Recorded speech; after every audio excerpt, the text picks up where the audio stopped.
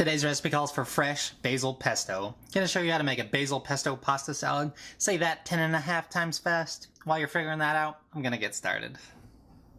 The first thing we're going to do is quarter 1 cup or 200 grams worth of cherry tomatoes. Quartering our tomatoes like this will give us a higher yield with less tomatoes, and it'll also be a whole lot easier to eat later on as well. You can totally use grape tomatoes for this if you wish instead of using cherry tomatoes, and if you want to get real bougie with it, you can also use some sun-dried tomatoes as well. Anytime I'm cutting tomatoes, if that's cherry tomatoes or big Roma tomatoes, I always like to use a serrated blade, or also known as a bread knife. It makes the process so much easier because you can use the sawing motion to cut through these delicate little cherry tomatoes, which will make the process that much faster. Now that we have our cherry tomatoes cut, we can start to quarter half a cup or 100 grams worth of mozzarella pearls. We're going to quarter these ones as well for the same reasons as I mentioned before. And if you can't find these small mozzarella pearls, you can grab a large mozzarella ball and cut that into small little chunks. It's basically whatever you can find or what you like. And I find it best to use a small paring knife for a job like this, since these little mozzarella pearls are so precious and tiny. And if you really don't want to do all that hard work and quarter them, you can just make a large mound and rough chop them with a chef's knife. It's really how labor intensive you want to get with this. Now that we have our cheese and Tom's cut, we're going to start making our own homemade fresh basil pesto. It's best to use homemade for this. This way you get the best tasting results in the end.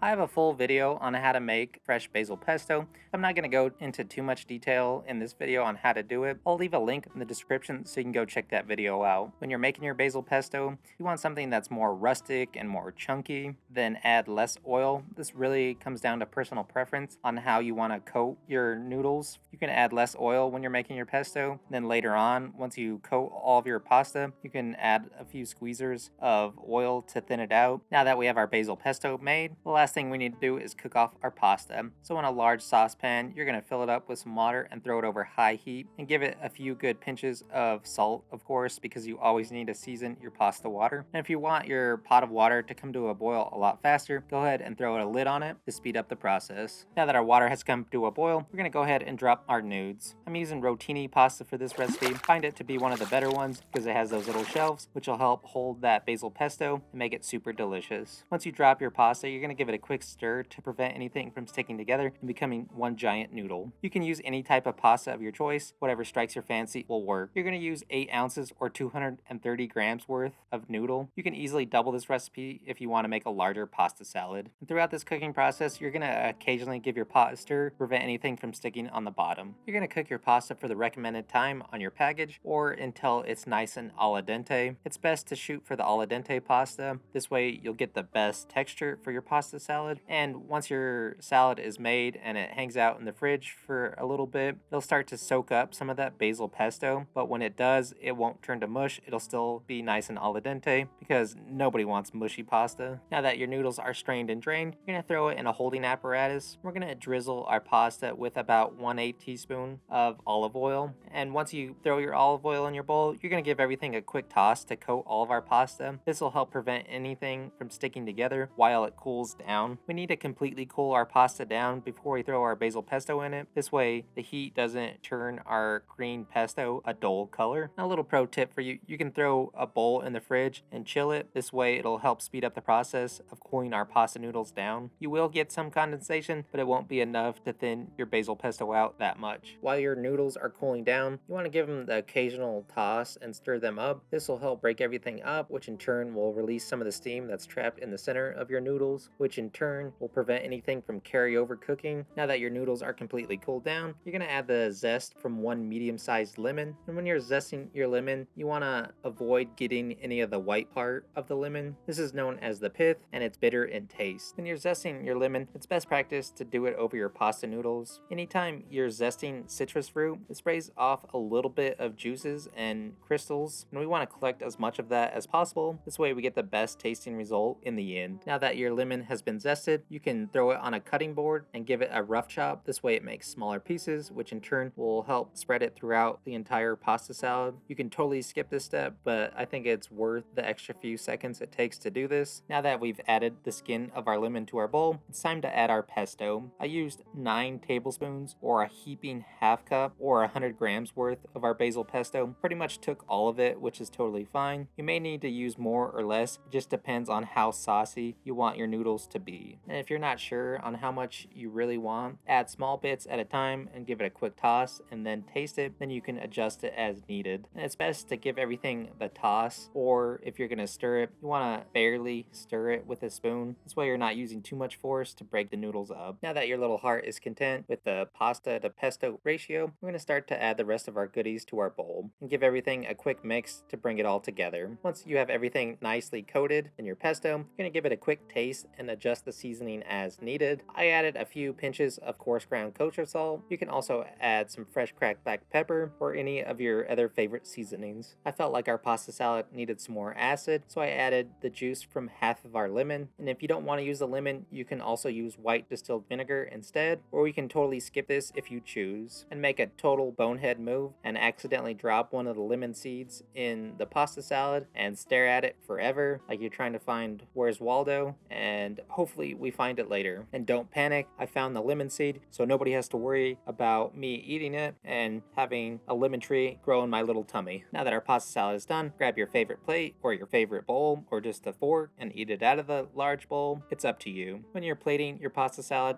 you want to stack it nice and tall. This way it looks nice and aesthetically pleasing, and you want to get as many of those goodies as possible as well, so it gives it a nice full look. Now that it's stacked high and tall, you can garnish with a few pine nuts for that crunch factor, but you only want to do like 2 or 3 because that's like $1 billion just in those couple pieces. And you can also add a few more drops of basil pesto to make it more saucy or more aesthetically pleasing if you choose. And to top it off, we're gonna microplane some Parmesan Reggiano on top so it's nice and cheesy and looks even more delicious. You can add some baked chicken to this, or you can eat it as is. Whatever you decide to do, just enjoy.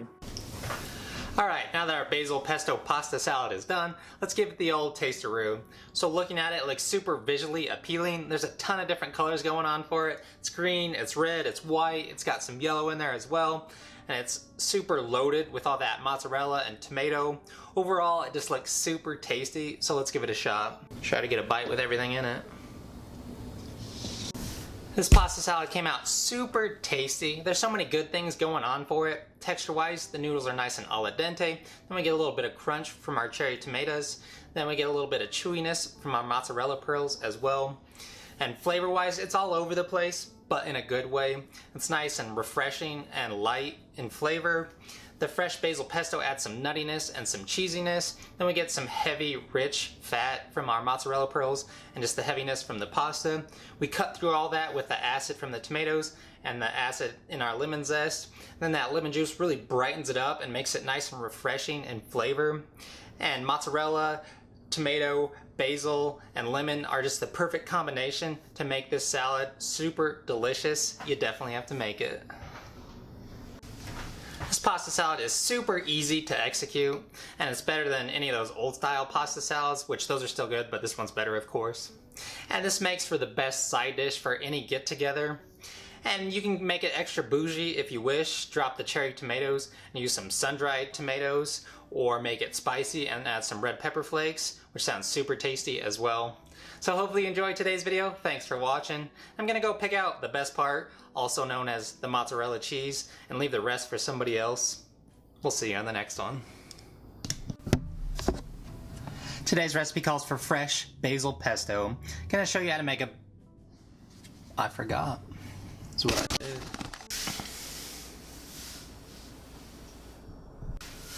This pasta taste-a-roo. Visually, blah blah blah.